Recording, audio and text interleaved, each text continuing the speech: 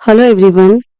आज हम देखने वाले हैं probability distribution about the chapter of probability distribution. ये प्रोबेबिलिटी डिस्ट्रीब्यूशन क्या रहता है?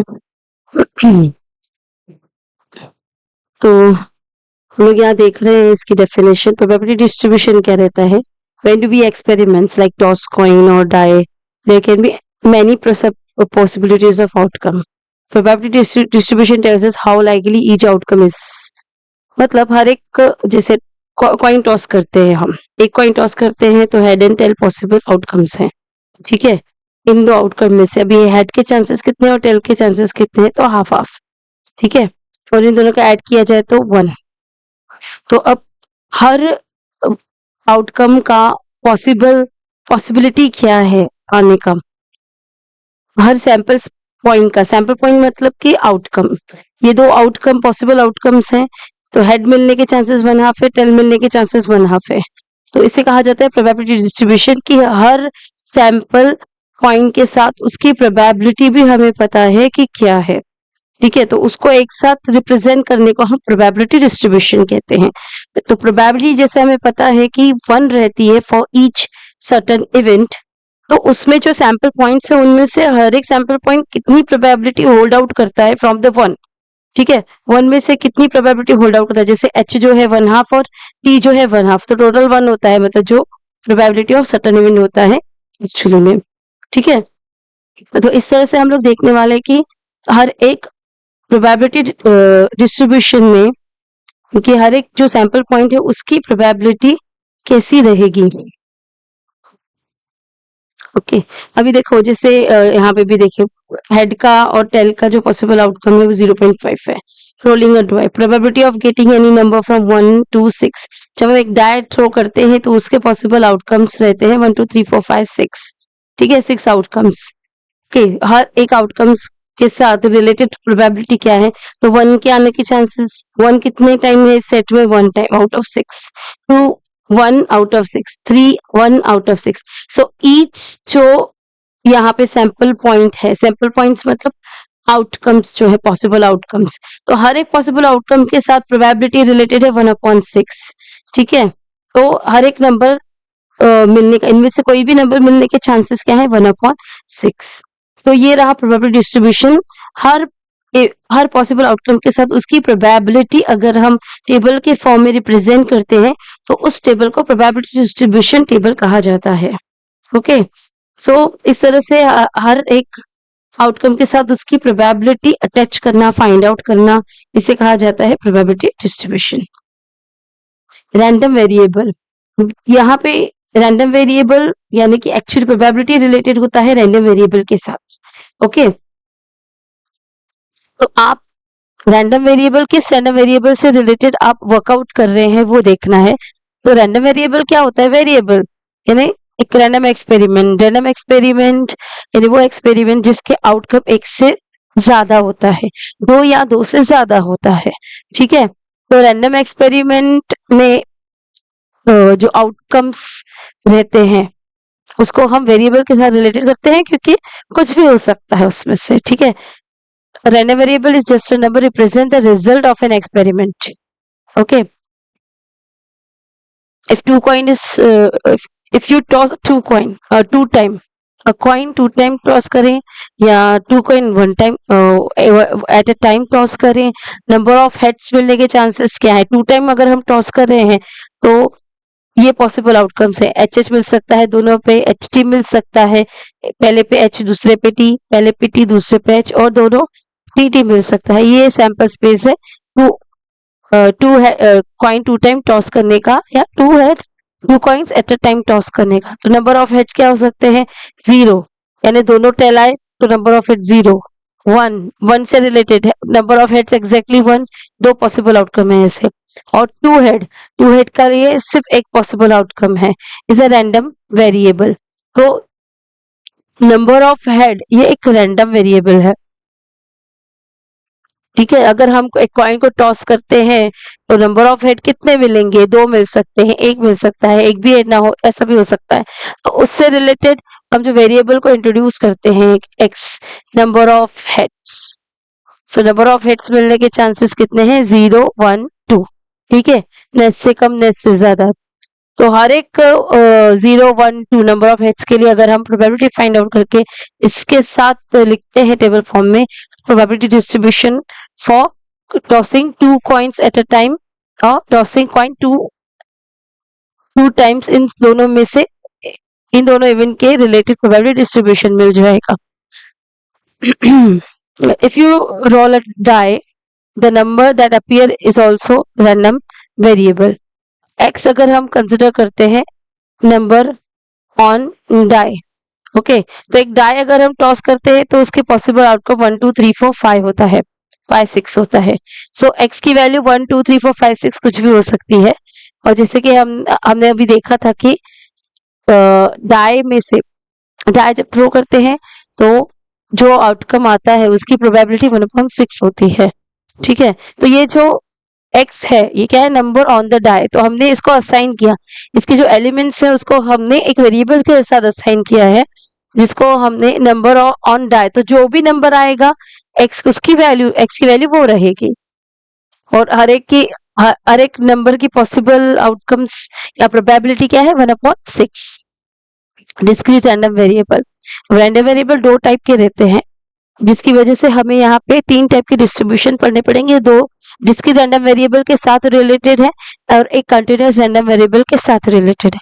Discrete random variable only specific value लेता है, स्पेसिफिक वैल्यू यानी कि जैसे प्रोडक्शन में कहें number of cars at a toll plaza, यहाँ पे एग्जांपल दिया गया है।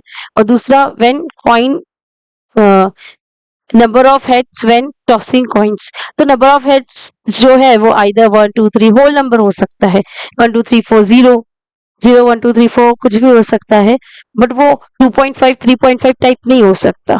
तो स्पेसिफिक वैल्यू रहता है, sorry, and number of cars eight toll plaza, ये भी एक होल नंबर ही हो सकता है, आइदर 0, 1, 2, 3, 4, 5, 6 काउंटेबल नंबर्स रह सकते हैं। जिसकी रैंडम वेरिएबल क्या रहता है, रैंडम वेरिएबल जिसकी वैल्यू स्पेसिफिक वैल्यू या होल नंबर होती है और जो काउंटेबल हो, फाइनाइट हो या काउंटेबली इनफाइनाइट हो। ऐसे जो एक्सपेरिमेंट्स है, रैंडम एक्सपेरिमेंट्स जिनमें वेरिएबल की वैल्यूज फाइनाइट या काउंटेबली फाइनाइट हो, इस तरह के वेरिएबल को डिस्क्रीट रैंडम वेरिएबल कहा जाता है। कंटिन्यूअस रैंडम वेरिएबल यानी वो रैंडम एक्सपेरिमेंट जिसमें आउटकम जो है, आउटकम वो किसी रेंज में हो, ठीक है, उसको हम स्पेसिफिक एक वैल्यू के साथ डिस्क्राइब नहीं कर पाए, जैसे कि हाइट ऑफ द स्टूडेंट। अब हाइट ऑफ द स्टूडेंट हम ऐसा नहीं कर सकते कि 10 एग्जैक्टली, कभी थोड़ी कम ज्यादा होती है, लेकिन हम लोग उसको 10 कंसिडर कर ले, not 10 sorry, it's about 5 feet, 5 feet 2 inch वगैरह। ठीक है, time taking to finish a race finish करने के लिए किसी को 2 मिनट लग रहा है, किसी को 2.1 मिनट लग रहा है, किसी को 2.001 मिनट लग रहा है। ठीक है, वेट भी एग्जैक्टली 65 वगैरह नहीं होता, तो कम ज्यादा हो सकता है। 65 किसी का 0.1 है, किसी का 0.001 है, समथिंग लाइक।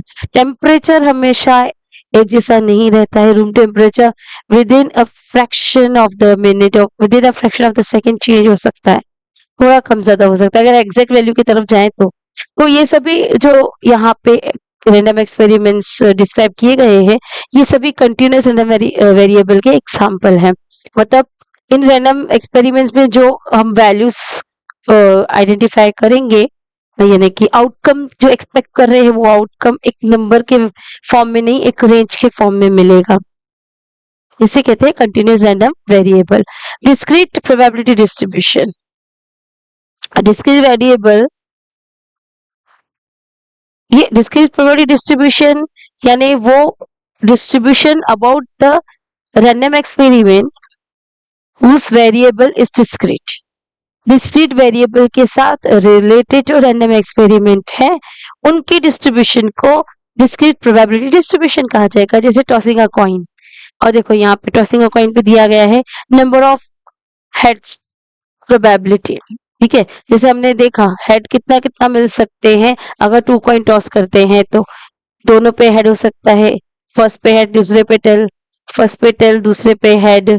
ठीक है, और दोनों ही टेल मिल सके वैसे। तो नंबर ऑफ हेड 0 मतलब कि कितने पॉसिबल आउटकम है? 1/4 यानी 0.25। तो इसकी प्रोबेबिलिटी क्या है? 0.25।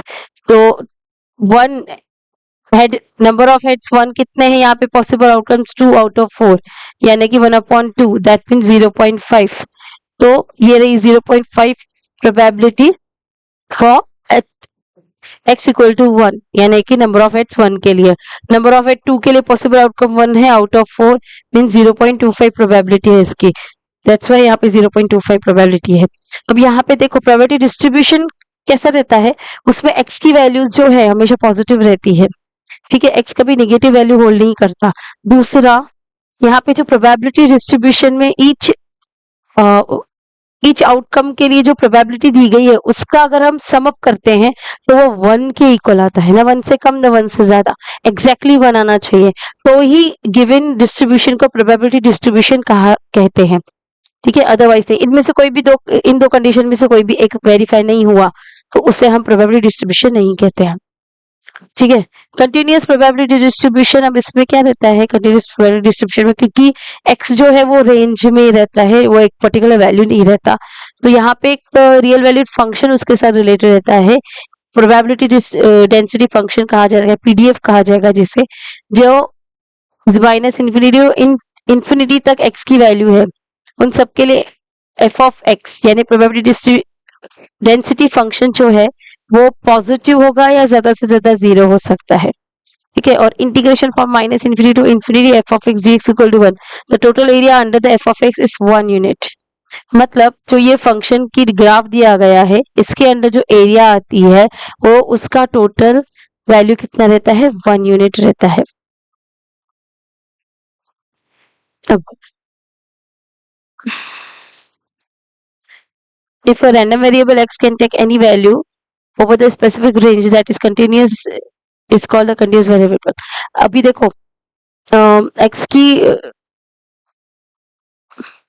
x जो है वो एक रेंज में रहेगा, सो उससे रिलेटेड जो प्रोबेबिलिटी रहेगी उसका भी एक रेंज रहेगा, दैट्स व्हाई ये कंटिन्यूअस, मतलब ये क्योंकि x क्या है कंटिन्यूअस वेरिएबल है, यहाँ पे वो रेंज में बताया जा सकता है। तो probability distribution related to such type of random variable means continuous random variable is called continuous probability distribution। Okay तो जो डिस्ट्रीब्यूशन कंटिन्यूअस वेरिएबल के साथ रिलेटेड है उसे हम कंटिन्यूअस प्रोबेबिलिटी डिस्ट्रीब्यूशन कहते हैं। इसमें हमने हाइट और वेट के बारे में बोला था कि कब कि वो क्या रहते हैं, रेंज में बता सकते हैं हम उसके बारे में, ठीक है। कब, क्योंकि ये कब बताता है, टेबल नहीं बता सकता, ठीक है। Area under the such curve, मतलब कंटिन्यूअस रैंडम एरिया के बारे में कहें अगर उसके रिलेटेड विद द डिस्ट्रीब्यूशन, अगर हम एक ग्राफ ड्रॉ करें तो एक ये कंटिन्यूअस ये मिलेगा हमें, क्या मिलेगा? एक कर्व मिलेगा हमें, ठीक है। जो area under that curve will be 1 always.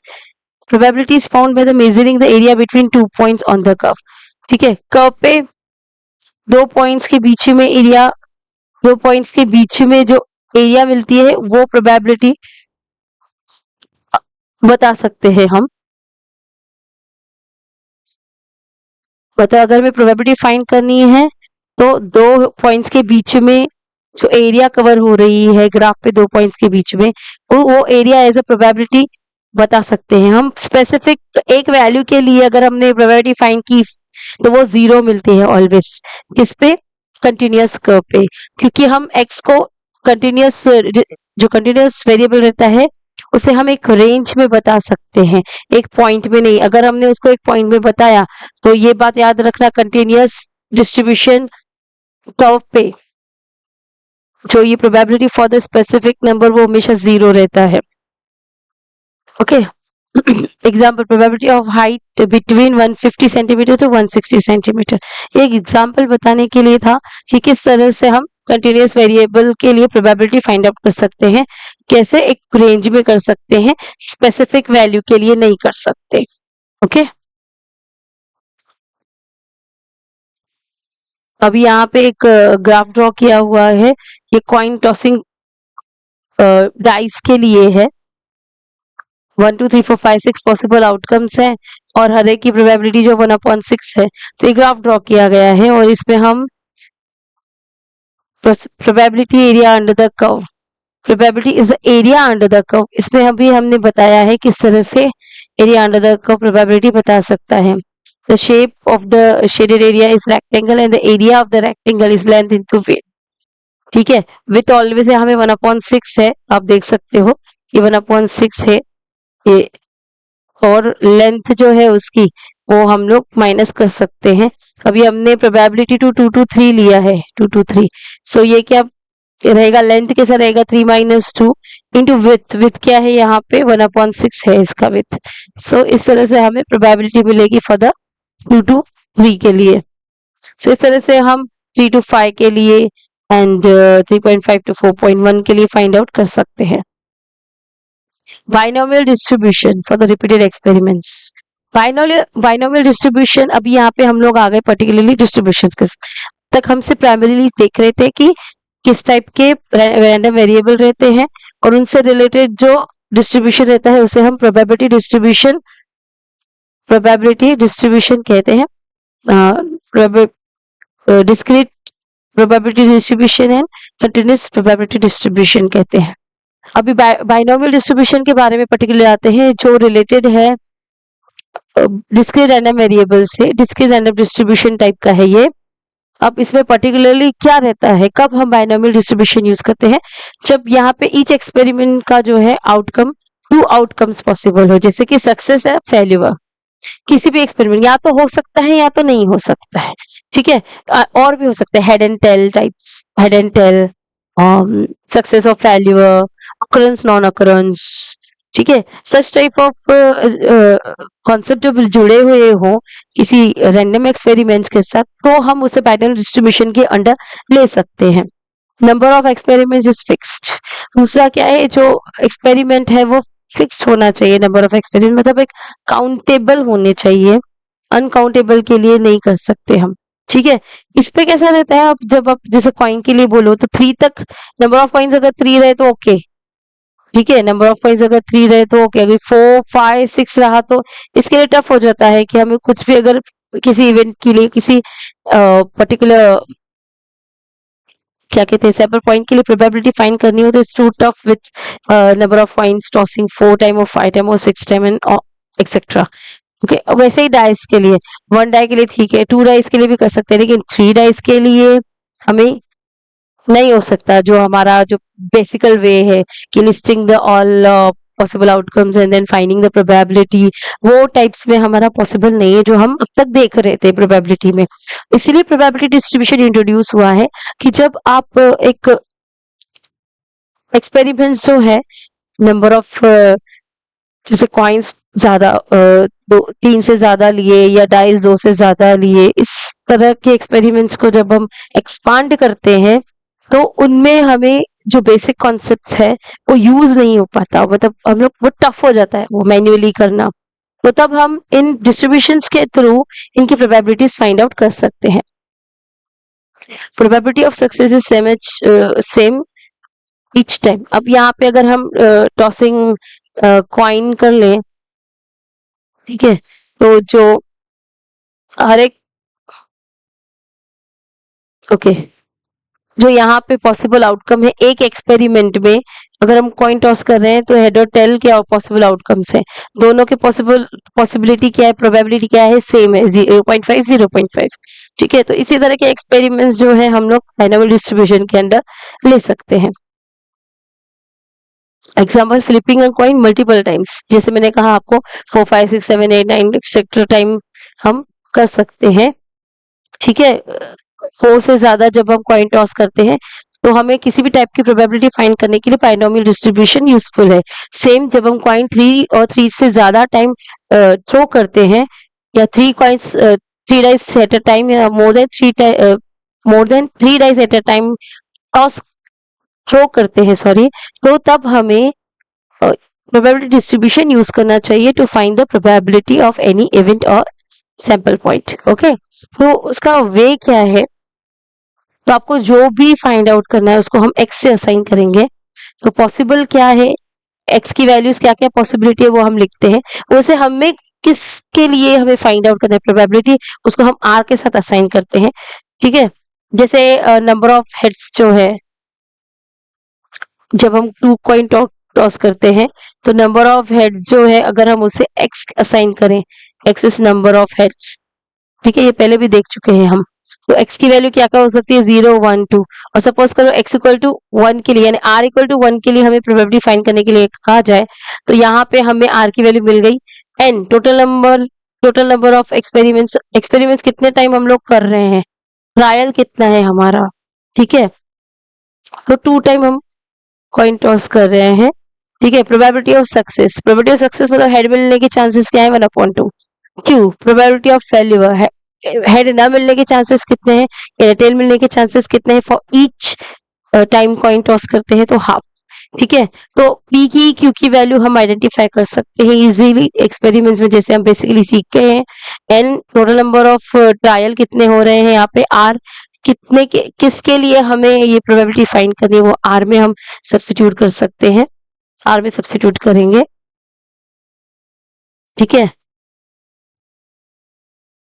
सो इस तरह का हमारा ये फॉर्मूला है, P of x equal to r, probability for x equal to r equal to NCR P raise to r Q raise to n minus r, okay. P raise to r Q raise to n minus r, ये तो ठीक है। Probability of success हमने जैसे कि देखा यहाँ पे कितना है, 1/2, probability of failure 1/2, total number of trials कितने हैं वो डिपेंड करता है 4 5 6, कितने टाइम आप कर रहे हो उसके लिए, नंबर ऑफ सक्सेस कितना हो सकता है, ठीक है। नंबर ऑफ सक्सेस जो भी आपको कहा जाए कि इस सक्सेस के लिए आपको प्रोबेबिलिटी फाइंड करनी है। मीन फाइंड करना हो अगर for the this experiment, random experiment, तो probability of success into number of trials को मल्टीप्लाई करेंगे तो मीन मिलेगा। And standard deviation find out करने के लिए फॉर्मूला है अंडर रूट ऑफ NPQ। अब आते हैं प्रोबेबिलिटी डिस्ट्रीब्यूशन, पॉइसन डिस्ट्रीब्यूशन पे। Poisson is also example of discrete probability distribution, ठीक है। डिस्क्रीट प्रोबेबिलिटी डिस्ट्रीब्यूशन ये पर जब बाइनोमियल है तो पॉइसन डिस्ट्रीब्यूशन की जरूरत कब पड़ती है, सपोज करो एन जो है नंबर ऑफ ट्रायल इतना ज्यादा है, सपोज हम कॉइन टॉस कर रहे हैं 1000 टाइम, तो 1/2 इज टू स्मॉल, 1000 टाइम हम अगर कॉइन टॉस कर रहे हैं तो प्रोबेबिलिटी ऑफ सक्सेस क्या रहता है कॉइन के लिए, यानी हेड मिलने का सपोज करो प्रोबेबिलिटी ऑफ सक्सेस है तो P हाफ रहता है for each trial, and 1000 time हम लोग कॉइन टॉस कर रहे हैं तो 1/2 इज टू लेस इन 1000 के सामने 1/2 इज टू लेस, इग्नोरेबल है। तो इसीलिए इस तरह के एक्सपेरिमेंट्स में हम बाइनोमियल जब यूज करते हैं तो हमें बहुत ही, जैसे हाफ का हमें क्या सपोज करो 1000 -2 ऐसा कुछ मिल सकता है, 2 3 4 5, but it's too tough, 1/2 raise to 1000 -2 quantity find out करना ये कैलकुलेटिवली मैन्युअली कुछ ज्यादा ही टफ है। तो इसलिए क्या हो, इसको बेटर वे में एन बिग हो और पी उसके सामने बहुत ही कम हो, नंबर ऑफ ट्रायल्स बहुत ज्यादा है, probability of success too small in comparison with n, तब हम लोग पॉइसन डिस्ट्रीब्यूशन के थ्रू चाहते हैं for the discrete probability distribution, ठीक है, जहां पे x की वैल्यू फाइनाइट होती है लेकिन n की value is too much large, okay. Even happen independently and rarely, होता है लेकिन independently and rarely. Example number of the accidents per day and number of the calls पर मिनट, ठीक है। इसका कुछ हम कह नहीं सकते हैं कितना हो सकता है, लेकिन इन दोनों की वैल्यूज क्या होती है, इन दोनों की वैल्यू फाइनाइट ही होती है, होल नंबर ही होती है, जीरो भी हो सकता है और कितने भी ज्यादा बड़ी हो सकती है इसकी वैल्यू। नंबर ऑफ कॉल पर मिनट, नंबर ऑफ कॉल पर मिनट जीरो भी हो सकता है और इसकी वैल्यू कितने ही ज्यादा भी हो सकते हैं, मतलब अनकाउंटेबल भी हो सकते हैं। सो इस तरह के एक्सपेरिमेंट्स के लिए हम लोग ये फॉर्मूला यूज करते हैं। Suppose x is the value of the variate for the experiment, random experiment में हम लोग एक्स असाइन करते हैं और इज द सक्सेस, ठीक है।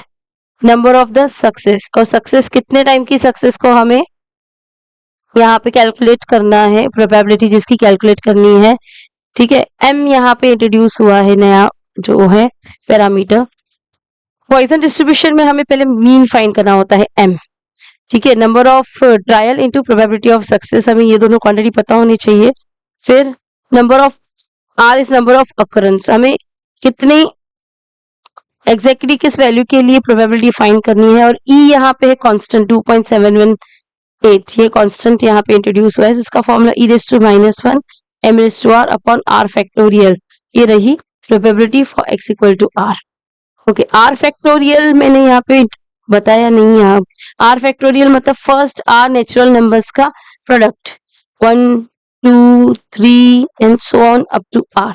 आर की वैल्यू जो भी होगी, फॉर एग्जांपल 5 फैक्टोरियल मतलब फर्स्ट 5 नेचुरल नंबर्स का प्रोडक्ट। ओके, इसे 5 फैक्टोरियल कहते हैं। तो आप इसे बाय कैल से भी फाइंड आउट कर सकते हैं, फैक्टोरियल आपके पास प्रोवाइडेड रहता ही है।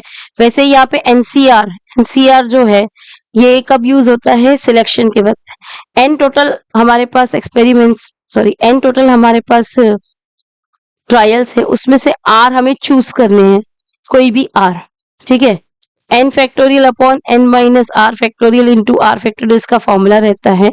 फैक्टोरियल की डेफिनेशन मैंने आपको अभी बताई, वही यहाँ पे यूज करना है। एन और आर की वैल्यू अगर हम यहाँ पे यूज करते हैं जो भी यहाँ पे रिक्वायर्ड है एक्सपेरिमेंट में, सब्स्टिट्यूट करने के बाद फैक्टोरियल की डेफिनेशन जैसे नीचे बताई वैसे यूज करके आप सॉल्व कर सकते हैं।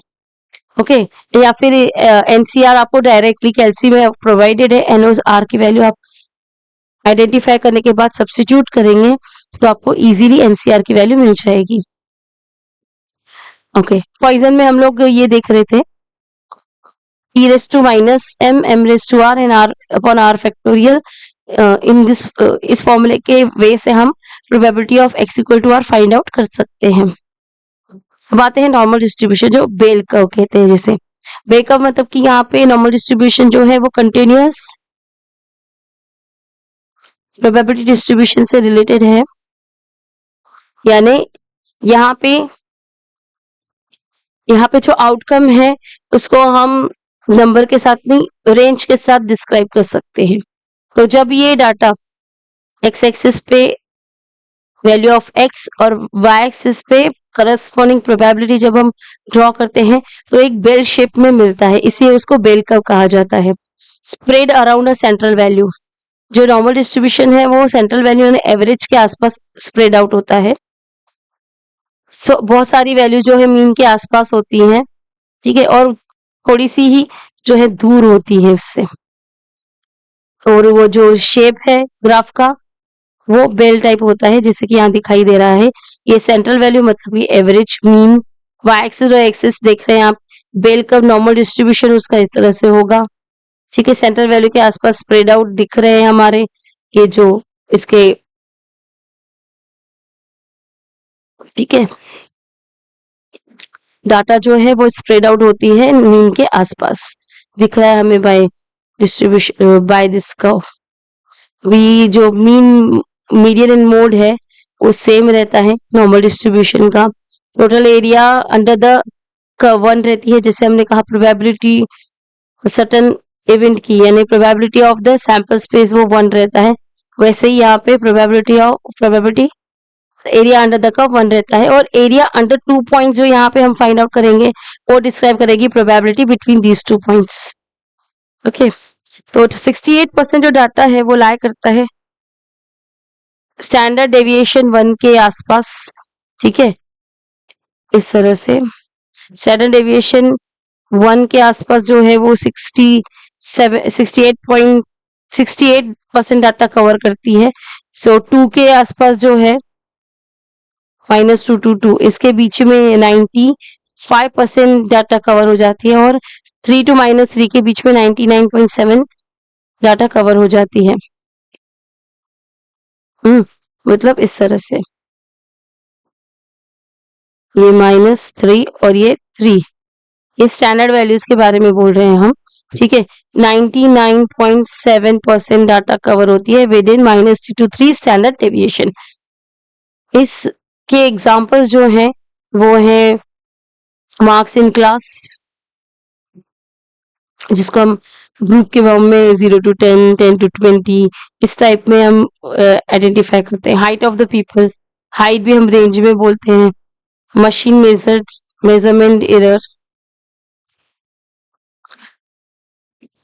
ये सब हमें नॉर्मल डिस्ट्रीब्यूशन के थ्रू फाइंड आउट करने पड़ते हैं, इससे रिलेटेड जो भी प्रोबेबिलिटीज वगैरह है।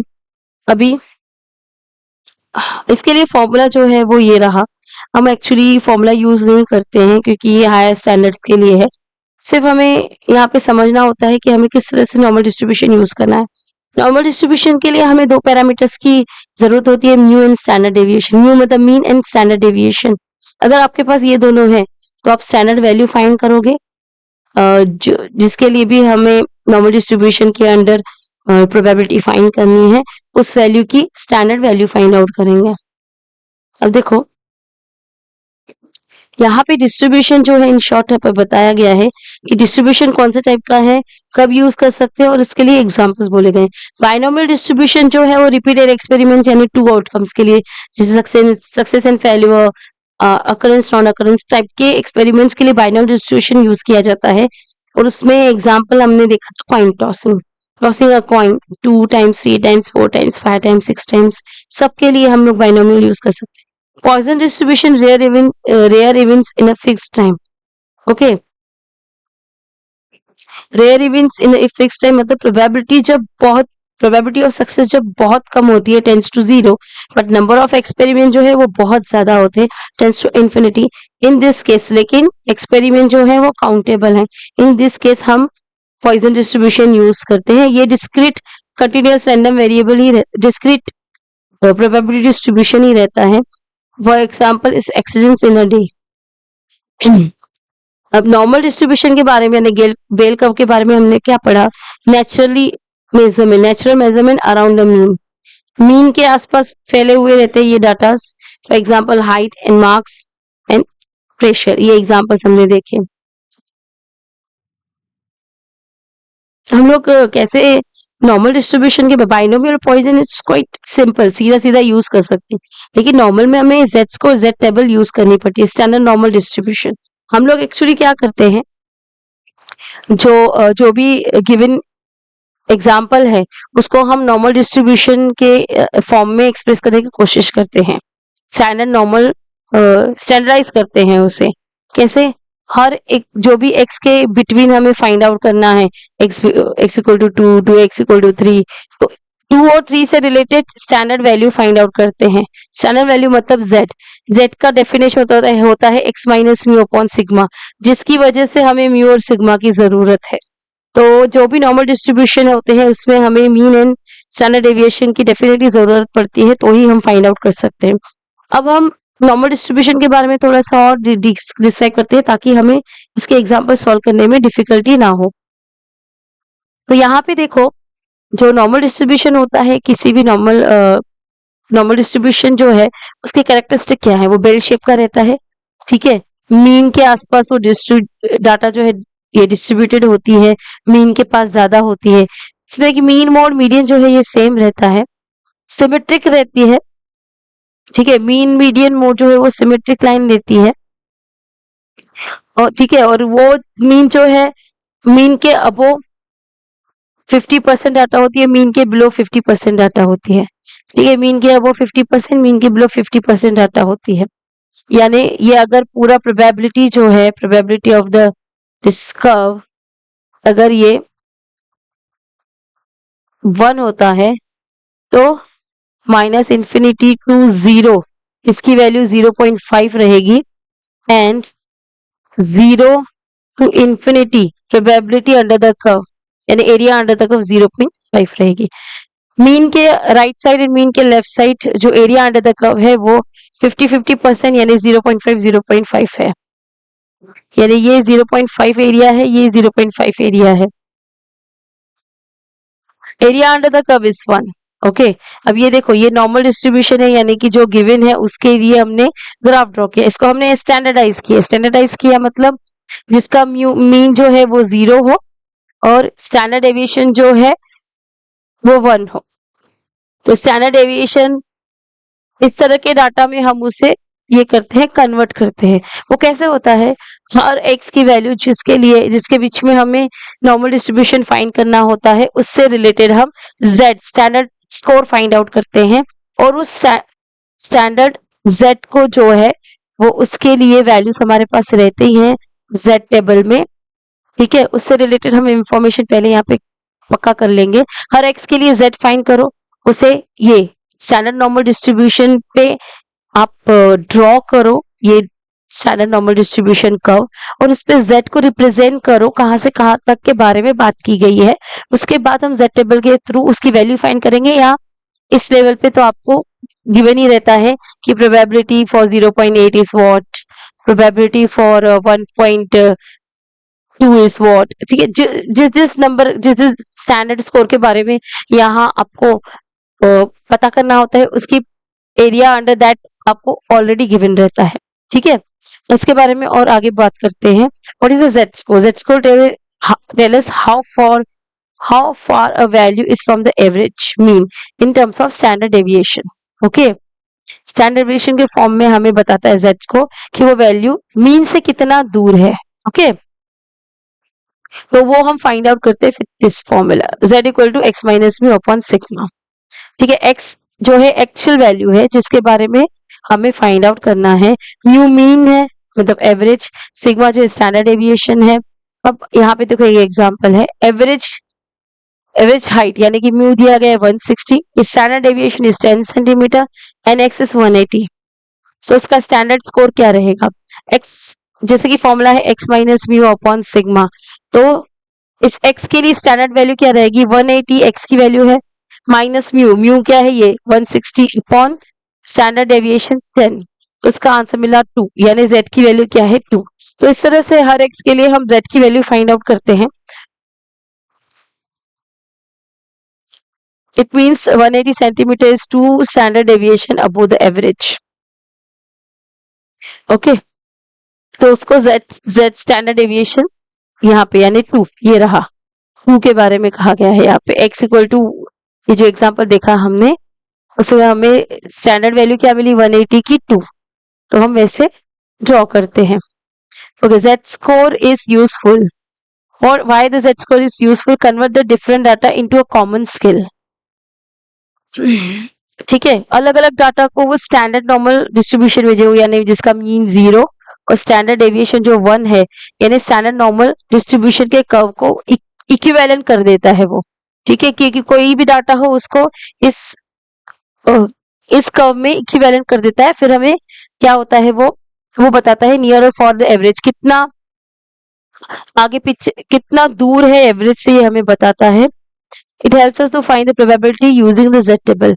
और इस स्टैंडर्ड नॉर्मल डिस्ट्रीब्यूशन के लिए जेड टेबल जो ऑलरेडी गिवन है तो आपके पास रहेगी ही। आपको तो इस लेवल पे तो आपको वैल्यूज ये रहते, नहीं भी रहे तो जेड टेबल फाइंड करना यूज करना इजी है। ओके, डिप्लोमा लेवल पे जेड टेबल नहीं दी जाती है, उसके वैल्यूज प्रोवाइड किए जाते हैं with the example. A question of the example, z equal to 0 means the value is exactly at the mean। z अगर 0 मिलता है किसके लिए, तो मतलब आप मीन के लिए फाइंड कर रहे हैं probability. Using z table area, a z table shows the area under the normal curve between z equal to 0 and any positive z value, this represent the probability distribution। मतलब आप समझो z equal to a के लिए अगर आप value देख रहे हो, ठीक है, तो आप क्या बता कर रहे हैं z इक्वल टू a के लिए, तो z टेबल क्या बताता है 0 टू a कितनी एरिया कवर होती है। ठीक है, ये हम z टेबल के थ्रू पता करते हैं, यानी नंबर पता करते हैं कितनी एरिया है from z equal to 0 to z equal to a। अब कुछ एग्जांपल दिए गए हैं ताकि स्टैंडर्ड जो हमें स्टैंडर्ड वैल्यू के बाद डायग्राम ड्रॉ करनी पड़ती है। ठीक है, तो अब आप देखो अगर हमें प्रोबेबिलिटी फाइंड करनी है फ्रॉम 0 टू z टू 1.23, ठीक है, तो 0 टू 1.23 यानी पॉजिटिव एक्स एक्सिस की तरफ आते हैं, तो ये वाली एरिया जो है ये सीधा z टेबल से आप लोग फाइंड कर सकते हैं। 1.2 z की वैल्यू और यहाँ पे 0.03 में आप देखेंगे, ठीक है, यहाँ पे जो वैल्यू यहाँ पे इंटरसेक्ट करेगी that value is the probability for this one.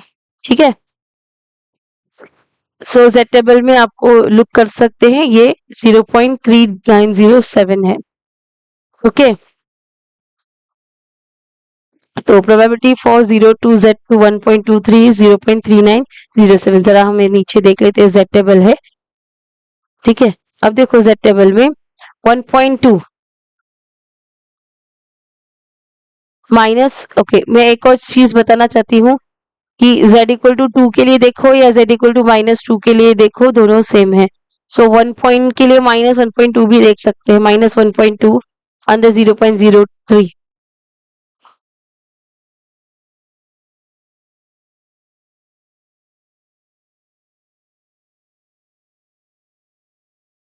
Okay,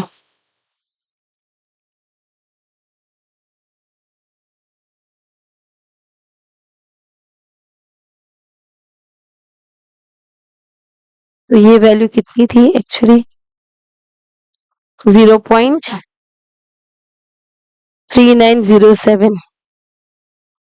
okay, ठीक है। This means the probability between z equal to 0 and z equal to 1.23 is 39.07। यानी ये एरिया कितनी है, 1 में से 39.07% है, out of 1, out of 100, sorry sorry. वैसे ही अगर हमें -1.57 टू 0, इसके बीच में अगर हमें फाइंड आउट करनी है प्रोबेबिलिटी, ठीक है। अब एक बात याद रखना, z इक्वल टू a के लिए और z इक्वल टू -a के लिए एरिया सेम रहती है नॉर्मल डिस्ट्रीब्यूशन में, मतलब ये 0 टू a और ये 0 टू -a, ठीक है। यानी अगर आप ये -1 और ये 1, अगर आप बात करें 0 टू -1 तक के एरिया और 0 टू 1 तक की एरिया, ये दोनों एरिया एग्जैक्टली सेम रहते हैं। तो आपको अगर प्रोबेबिलिटी को z इक्वल टू 1 दिया गया है, मतलब आपको इनडायरेक्टली z इक्वल टू -1 के लिए भी वैल्यू गिवन है, क्योंकि ये दोनों सेम रहते हैं। ओके, तो वैसे ही 2 के लिए, -2 के लिए, किसी भी नंबर के लिए नेगेटिव, अगर आपके लिए नेगेटिव वैल्यू के लिए फाइंड करना है -1.23, तो आप, अगर आपके पास 1.23 दिया गया है तो आप वही यूज करेंगे, बिकॉज दे आर सेम, ठीक है, ये दोनों सेम रहते हैं।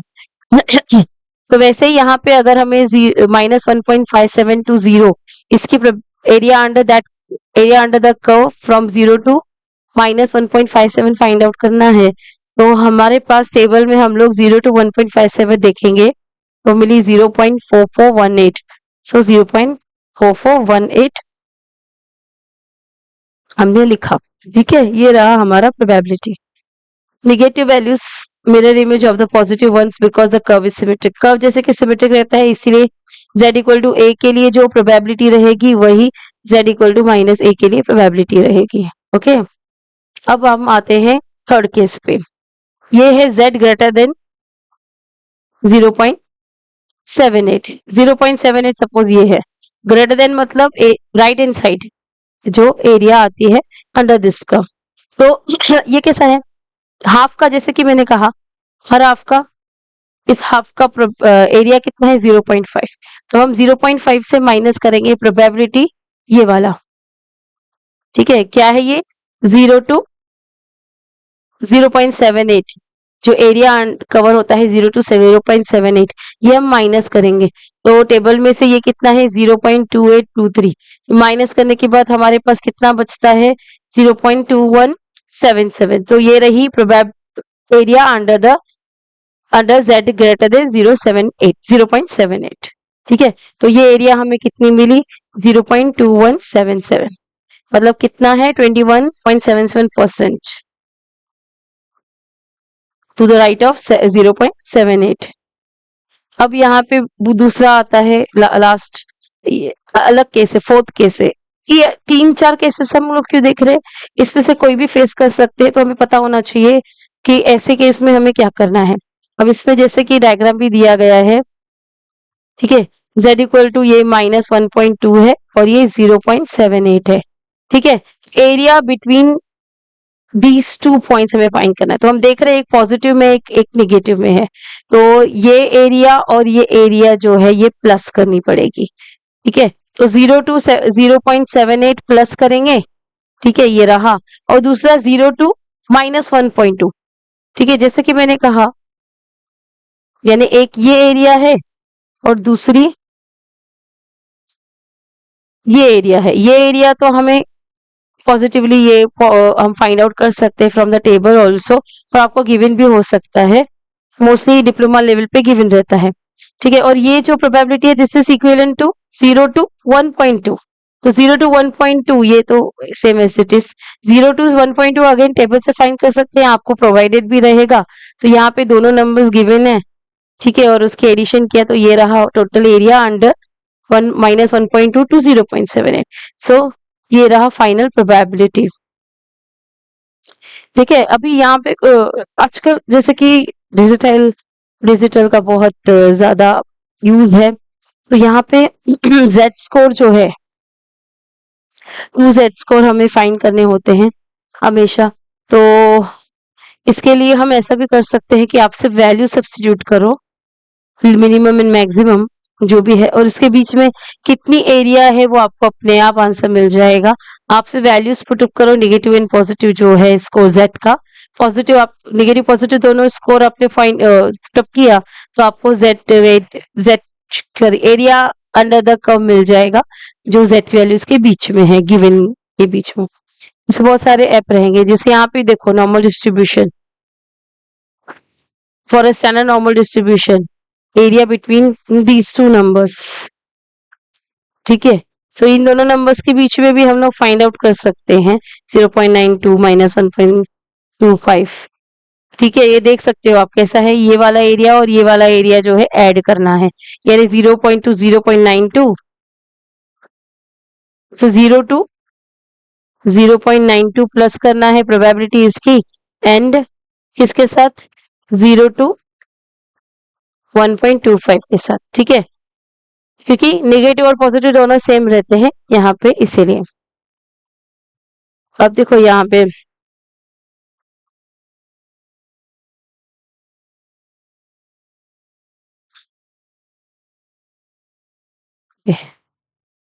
-1.3,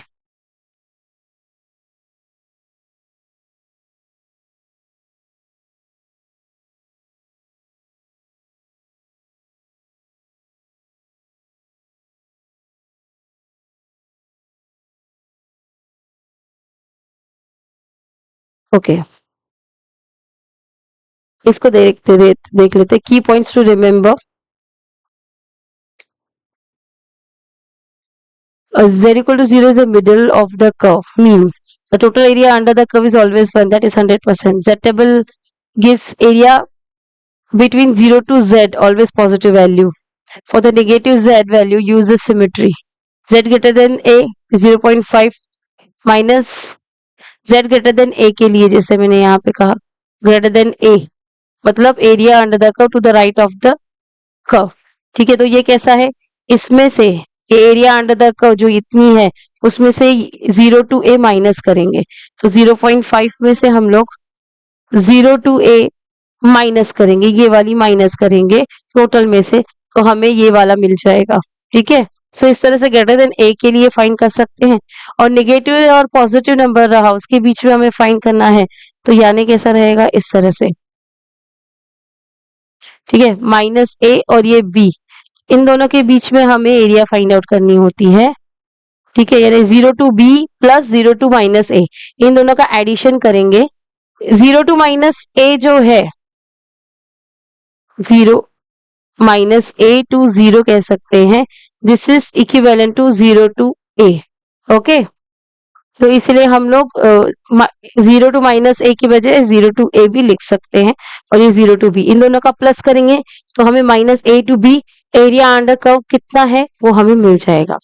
अब देखो यहाँ पे हमने शॉर्टकट में क्विक समरी लिखी है जेड स्कोर की, 0 to A direct from the z table 1.23, probability 0.3907। Okay, ये हमने एग्जांपल देखा था, 1.23 जेड की वैल्यू थी तो प्रोबेबिलिटी 0.3907 था 0 to A के लिए। -A to 0 के लिए सिमेट्री, मतलब अगर -A to 0 फाइंड करना है आपको तो आप 0 to A का ही वैल्यू यूज करेंगे। ठीक है, जैसे हमने एग्जांपल -1.57 के लिए देखा, जो था प्रोबेबिलिटी 0.4418। उसके बाद z ग्रेटर देन a, अभी भी देखा हमने, उसमें ग्रेटर देन a के लिए क्या करते हैं, 0.5 में से 0 to a माइनस करते हैं। ठीक है, ये हमने अभी देखा था, ये रहा ग्रेटर देन a के लिए। ये वाला एग्जाम्पल।